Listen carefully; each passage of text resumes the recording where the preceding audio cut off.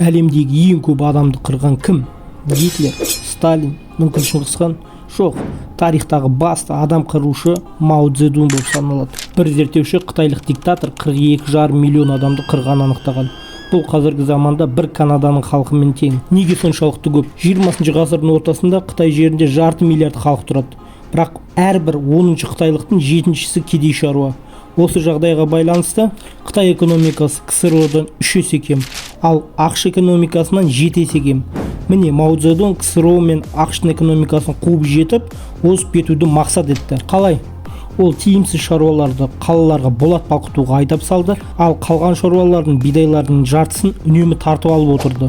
Соның нәтижесінде Қытай ұлттық көшбасшысының шығармашылық идеясы сәтсіздікке ұшырады. 3 жылдың ішінде экономикалық өрлеудің орнына Қытайда 35 миллион адам қайтыс болды. Ал Аньхой провинциясында әрбір 5-ші тұрғын қайтыс болды. Кім кінәлі? Әлбетте оппозиция. Мао өзінің фанатиктерінен банда жинап, партияның қарсыластарын жоюға жіберді. 10 жылдың ішінде олар 500 миллиондай мұғалімдер, профессорлар, дәрігерлер және тағы да басқа жазықсыз қытайлықтарды қырып салды.